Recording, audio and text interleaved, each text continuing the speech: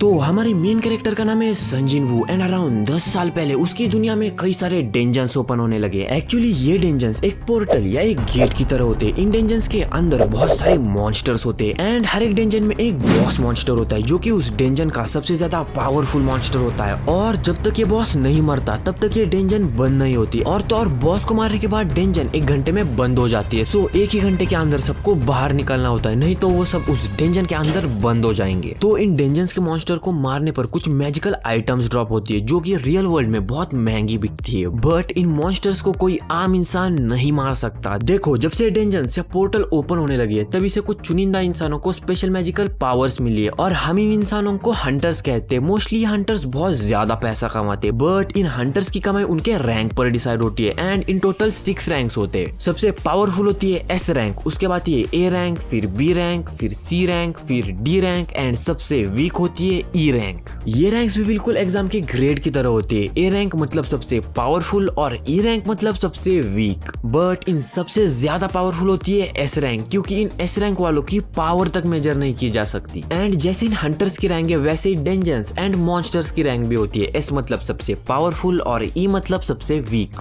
But देखो, for an perspective मैं आपको ये चीज क्लियर करना चाहता हूँ कि एक A रैंक की डेंजन को क्लियर करने के लिए 10 हंटर होने ही चाहिए, जिसमें 4 A रैंक के हंटर और बाकी सारे B रैंक के हंटर होने चाहिए। एंड अब सबसे इम्पोर्टेंट चीज, सो इसे ध्यान से सुनना। जब एक हंटर को उसकी रैंक मिलती है तब वो रैंक उस हंटर के लिए फिक्स रहती है। वो ऐश केचम की तरह बहुत सारी मेहनत और प्रैक्टिस करके अपनी रैंक बढ़ा नहीं सकता। कोई E रैंक का हंटर बहुत सारी प्रैक्टिस या मेहनत कर एक A रैंक का हंटर नहीं बन सकता। बट कभी कभी कुछ हंटर्स को डबल अवेकनिंग हो जाती है जिसमें एक हंटर की पावर बहुत ज्यादा बढ़ जाती है। बट स्टिल ये बहुत रेयर है एंड ये एक ही बार होता है एंड अभी भी वो अपनी पावर्स नहीं बढ़ा सकता, क्योंकि इस दुनिया में ऐसा ही होता है। सो चलो अब मेन कहानी पर फोकस करके उसकी शुरुआत करते हैं। सो मैंने पहले आपको बता दिया है कि हमारे मेन कैरेक्टर का नाम है संजिन वू एंड ये भी एक हंटर है, पर इसकी रैंक E होती है जो कि सबसे वीक है। एंड यही नहीं तो संजिन वू इस दुनिया का सबसे वीक हंटर है, वो वीकेस्ट ऑफ द वीक है। संजिन वू एक कंस्ट्रक्शन साइट की तरफ जा रहा होता है जहाँ पर एक डंजन ओपन हुई है। संजिन वू एक हंटर गिल्ड के साथ काम करता है एंड इसी हंटर गिल्ड ने वो डंजन खरीदी है। कंस्ट्रक्शन साइट पर एक आदमी कॉफी पी रहा होता है, तभी वहाँ पर एक दूसरा आदमी आ जाता है। पहला वाला आदमी उस दूसरे आदमी से कहता है, अरे बेक, तुम यहाँ क्या कर रहे हो? तुमने तो हंटर गिल्ड छोड़ दिया था क्योंकि तुम्हें हंटर नहीं बनना था। तो बेक उसे समझाता है कि उसकी वाइफ उसके सेकंड बच्चे के साथ प्रेग्नेंट है। एंड अगर तुमने मेरी स्टार्टिंग की बात ध्यान से सुनी होगी तो तुम्हें पता होगा कि इस दुनिया में ऐसे डेंजर्स में जाकर मॉन्स्टर्स को हंट करके तुम बहुत सारे पैसे कमा सकते हो। पर बाघ थोड़ी चिंता में है क्योंकि उसे डेंजर्स में जाकर बहुत ज्यादा देर हो चुकी है एंड उसकी स्किल्स भी थोड़ी कम हो चुकी है, इसलिए वो नहीं चाहता कि वो दूसरों से पीछे रह जाए। तभी वो कॉफी वाला आदमी संजिन वू को देखता है और बाघ देखता है कि सारे लोग संजिन वू को देखकर बहुत ज्यादा खुश हो रहे हैं। फिर संजिन वू उस कॉफी वाले आदमी को किम कहकर बुलाता है और किम वो कॉफी वाला आदमी भी संजिन वू को देखकर हाय कहता है। फिर वह किम यानी उस कॉफी वाले आदमी से पूछता है कि यह लड़का कौन है और उस लड़के को देखकर सारे खुश क्यों हो रहे हैं, क्या यह लड़का बहुत ज्यादा पावरफुल है? तो किम यानी वो कॉफी वाला आदमी बाघ को समझाता है कि जब बाघ उनका हंटर गिल्ड छोड़कर गया था तभी इस लड़के ने उनका हंटर गिल्ड ज्वाइन किया था और इसका निकनेम है वर्ल्ड्स वीकेस्ट हंटर। किम बाघ को ये भी कहता है कि जब संजिन वू एक डंजन में जाता है वो वहाँ पर E रैंक के मॉन्स्टर से भी मार खाता है। जब किम यानी वो कॉफी वाला आदमी संजिन वू की बुराई कर ही रहा होता है तभी बाघ किम को रोकते हुए कहता है कि वो यानी संजिन वू उनके बहुत पास है और वो हमारी सारी बातें सुन रहा है। एंड संजिन वू भी उनकी सारी बातें सुन लेता है, पर वो सोचता है कि वो कर भी क्या सकता है, वो है ही सबसे कमजोर हंटर। जिसके बाद संजिन वू सीधा कॉफी लेने पहुंच जाता है, पर वहां पर पहुंचने के बाद उसे पता चलता है कि सारी कॉफी खत्म हो चुकी है। जिसके बाद संजिन वू थोड़ा उदास हो जाता है। तभी एक लड़की जिसका नाम जूही है वो संजिन वू को चिल्लाते हुए कहती है, तुमने फिर खुद को चोट पहुंचा ली। संजिन वू जूही से पूछता है कि क्या तुम भी हमारे साथ डंजन में आने वाली हो, जिसके रिप्लाई में जूही हाँ कहती है। फिर जूही संजिन वू से पूछती है कि तुम्हें इतने सारे चोट कैसे लगी। तो जिनवू से एक्सप्लेन करता है कि पिछले बार जब वो एक E रैंक यानी कि सबसे वीक रैंक के डेंजन में गया था जहाँ पर सारे E रैंक के मॉन्स्टर्स थे एंड संजिन वू ही इकलौता ऐसा हंटर था जो कि वहाँ पर जख्मी हुआ था। पर जूही संजिन वू से पूछती है कि क्या तुम्हारे पास कोई भी हीलर नहीं थी, जिसका जवाब देते हुए संजिन वू नहीं कहता है क्योंकि उसके पिछले टीम में सारे हंटर संजिन वू से अपर रैंक के थे एंड अगर तुम ये सोच रहे हो कि ये हीलर्स क्या होते हैं, तो हीलर्स हंटर का ही एक टाइप होता है, पर वो किसी को हंट या मार नहीं सकते, वो सिर्फ दूसरे हंटर्स को हील कर सकते हैं। अब जिन्हू देखता है कि सारे टीममेट्स डेंजन में जाने की तैयारी कर रहे, तो वो खड़ा होकर जूही को चलने के लिए कहता है। जब संजिनवू और जूही वहाँ पर पहुँचते तो उन्हें पता चलता है कि उनके टीम को मिस्टर सॉन्ग नाम का एक आदमी लीड करने वाला है, क्योंकि पूरे टीम में मिस्टर सॉन्ग की रैंक सबसे ज्यादा हाईएस्ट होती है एंड मिस्टर सॉन्ग के लीडर बनने पर सब टीममेट्स मान भी जाते हैं और उस ई रैंक के डेंजन में जाने लगते हैं। अंदर जाते हुए मिस्टर सॉन्ग जिन्हू से कहता है कि प्लीज फिर जख्मी मत हो जाना, बट अंदर जाते हुए जिन्हू खुद से कहता है तो आज मैं मेरा बेस्ट दूंगा।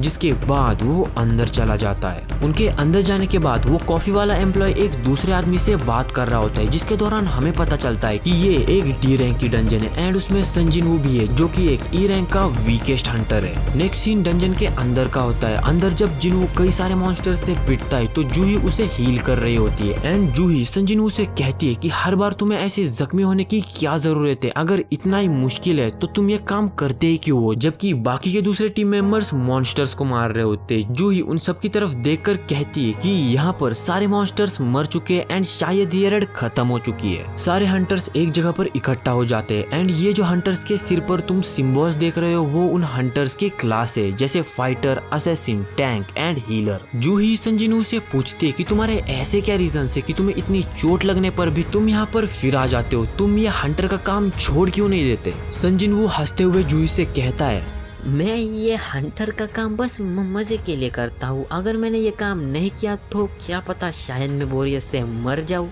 बट अंदर ही अंदर वो सोच रहा होता है कि जूही को वो उसकी पर्सनल रीजंस नहीं बता सकता। इसके बाद हम देखते हैं कि मिस्टर सॉन्ग जो कि इस टीम के लीडर है, उनके हाथ में एक मैजिकल कोर है। जब भी एक मॉन्स्टर मरता है तो उसके अंदर से ये मैजिकल कोर निकलती है। देखो, एक हाई रैंक मॉन्स्टर के अंदर की मैजिकल कोर बहुत महंगी बिकती है, जैसे कि एक सी रैंक मॉन्स्टर की कोर भी हजारों की बिकती है। पर हमारा संजिनवू एक ई रैंक का हंटर है और उसके लिए एक सी रैंक के मॉन्स्टर को हराना नामुमकिन है। फिर संजिनवू सोचता है कि उसने इतना रिस्क लेकर अपनी जान जोखिम में डालकर सिर्फ एक ई रैंक की मैजिकल कोर हासिल की, जिसे देखकर वो अंदर ही अंदर दुखी होने लगता है। तभी उनकी टीम का एक आदमी उन सबको एक रास्ता दिखाता है। मिस्टर सॉन्ग जो कि उस टीम के लीडर है, वो उन सबसे कहते हैं कि ये एक डबल लेयर इंजन है एंड उन्होंने इसके बारे में सुना है, पर आज वो इसे पहली बार देख रहे हैं। मिस्टर सॉन्ग अपने हाथ में एक फायर बॉल बनाकर उसे उस गुफा में फेंक देते हैं। अंदर देखने पर हमें पता चलता है कि ये गुफा बहुत लंबी है, बट अभी तक इस डेंजन का दरवाजा बंद नहीं हुआ। इसका मतलब इस डेंजन का बॉस अभी तक जिंदा है। मिस्टर सॉन्ग सोचते हैं कि ये बॉस इस केव के अंदर है। वैसे तो उन्हें उनके गिल्ड वालों को बुलाना चाहिए उनकी मदद के लिए, पर ऐसा करने से उन लोगों का नुकसान हो जाएगा, क्योंकि यार वो उस हाई लेवल के बॉस को मारकर उसकी हाई लेवल की कोर खुद के पास रख लेंगे। थोड़ी देर सोचने के बाद वो सब ये डिसाइड करते कि वो सारे वोट करेंगे कि वो बाहर जाकर मदद मांगेंगे या इस केव के अंदर जाएंगे। फिर वो सभी वोटिंग करते हैं, पर एट द एंड टाई हो जाता है। पर अभी भी संजिनवू बचा है एंड ना बोलने वालों में जूही भी शामिल होती है। बट एट द एंड संजिनवू कहता है,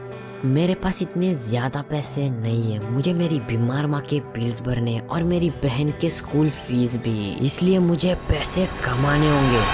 एंड एट द एंड संजिनवू अंदर जाने के लिए हाँ कर देता है। फिर वो सारे लोग उस केव के अंदर चले जाते हैं। बहुत देर चलने के बाद वो सब सोचने लगते हैं कि क्या ये केव कभी खत्म भी होगी। वो सब आपस में बात करते हुए कहते हैं कि एक डंजन में बॉस को मारने के बाद बस 1 ही घंटा होता है बाहर निकलने के लिए, वरना वो केव 1 घंटे के अंदर बंद हो जाती है। और उन्हें इस केव में चलते हुए अराउंड 40 मिनट हो चुके हैं। अगर उन्होंने इस बॉस को मार भी दिया तभी भी उनके पास बहुत कम समय बचता है बाहर निकलने के लिए। अब हम संजिनवू और जूही को देखते हैं। संजिनवू जूही को सॉरी कहता है, क्योंकि संजिनवू पर ये डिपेंड करता था कि वो अंदर जाएंगे या नहीं, एंड उसने अंदर जाने का फैसला किया। पर इसके दूसरी तरफ जूही को अंदर नहीं जाना था। तो इसके रिप्लाई में जूही उससे कहती है कि मैं ठीक हूँ, इसलिए तुम्हें मेरी फिक्र करने की कोई जरूरत नहीं। ये सुनकर संजिनवू कहता है, सच में? बट तभी जूही बहुत ज्यादा गुस्सा हो जाती है और उससे कहती है कि नहीं हूँ मैं ठीक। एंड इसके बाद वो ट्रिगर्ड हो जाती है। वो उस पर चिल्लाने लगती है और कहती है कि क्या तुम्हारा दिमाग खराब है, अगर उसे और चोट लगी तो वो मर जाएगा। और जूही ने पहले ही अपनी बहुत सारी हीलिंग पावर को खर्च कर दिया संजिनवू को ठीक करने में, और अभी भी उसे बॉस मॉन्स्टर से लड़ने जाना है। इसके बाद संजिनवू को एहसास होता है कि वो अभी तक जिंदा है, क्योंकि उसके साथ जूही है जो कि एक बी रैंक की हीलर है। आखिर में संजिनवू जूही को सॉरी कहता है, जिसे सुनकर जूही भी थोड़ा शांत हो जाती है और संजिनवू से कहती है, अगर तुम्हें इतना ही सॉरी फील हो रहा है तो तुम मुझे डिनर पे ले जाओ। जिसे सुनकर संजिनवू शर्मा जाता है और कुछ नहीं कह पाता। जूही उसकी तरफ देखकर कहती है कि क्या तुम्हें मुझे डिनर पर लेके नहीं जाना, जिसे जिसके रिप्लाई में संजीन वू कहता है कि नहीं नहीं ऐसी कोई बात नहीं है। एंड तभी उन्हें बॉस की रूम मिल जाती है। एंडिंग में एक बड़ा सा दरवाजा होता है। अब मिस्टर सॉन्ग उनके टीम के लीडर कहते हैं कि यहाँ पर इतनी शांति क्यों है, यहाँ पर तो कई सारे मॉन्स्टर्स होने चाहिए। इसके बाद मिस्टर सॉन्ग उस दरवाजे को खोल देते हैं एंड वो सभी लोग उस दरवाजे के अंदर चले जाते हैं। अंदर जाने के बाद वो सभी लोग चौंक जाते हैं क्योंकि उन लोगों ने आज तक कभी भी ऐसी डेंजर नहीं देखी थी। वो लोग जैसे अंदर पैर रखते हैं वहाँ की सारी मसाले जल उठती है। इसके बाद वो सभी लोग यहाँ वहाँ फैल जाते हैं और अपने लिए काम की चीजें ढूंढने लगते हैं। उस जगह को देखकर ऐसा लग रहा था कि कई सालों से वहाँ पर कोई नहीं आया। वहाँ पर सामने कुर्सी पर एक स्टैचू बैठा हुआ था जबकि उसके आजू बाजू कई सारे छोटे स्टैचू खड़े हुए हैं। उन स्टैचूज के हाथ में अजीब अजीब चीजें होती है, जैसे कि कईयों के हाथ में वेपन्स होते हैं तो कईयों के हाथ में म्यूजिकल इंस्ट्रूमेंट्स होते हैं। तभी संजीन वू उस सेंटर में बैठे स्टैचू की तरफ देखता है और उसे लगता है कि वही इन स्टैचूज का बॉस है। तभी मिस्टर सॉन्ग उनके टीम का लीडर उसको कहता है कि नहीं ये बॉस नहीं हो सकता, ये तो बस एक स्टैचू है और दूसरों को भी उस जगह पर कोई भी मॉन्स्टर या बॉस मॉन्स्टर नहीं दिखता। तभी मिस्टर सॉन्ग की नजर एक मैजिकल सील पर पड़ती है। वो उस सील को देख ही रहे होते कि तभी उनके टीम का एक मेंबर मिस्टर सॉन्ग को बुलाता है और एक स्टैचू दिखाता है। उस स्टैचू पर कुछ तो लिखा होता है। उस टेक्स्ट को देखने के बाद उन्हें पता चलता है कि ये तो रूनिक जो कि एक एंशिएंट लैंग्वेज है उसमें लिखा हुआ है। फिर मिस्टर सॉन्ग उसे पढ़ते हैं।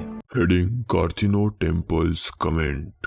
फर्स्ट, लॉर्ड की पूजा करो। सेकंड, लॉर्ड की तारीफ करो।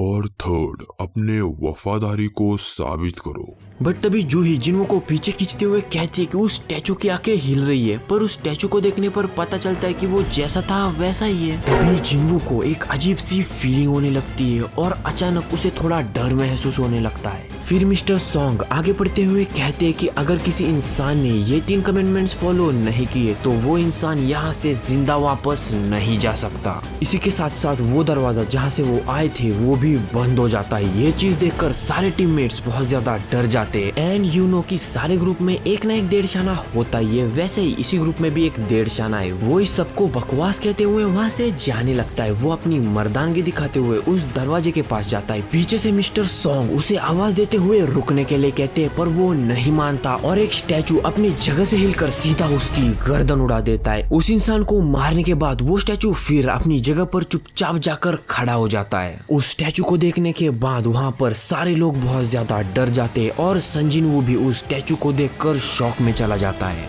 तो क्या होगा संजीन वू और जूही का, और क्या वो सब उस डेंजर से बाहर निकल पाएंगे, ये सारी चीजें हम नेक्स्ट वीडियो में जानेंगे। एंड अगली वीडियो थोड़ी बड़ी होगी क्योंकि उसमें मैं एक एपिसोड कवर करने की जगह एक पूरा का पूरा आर्क कवर करूंगा।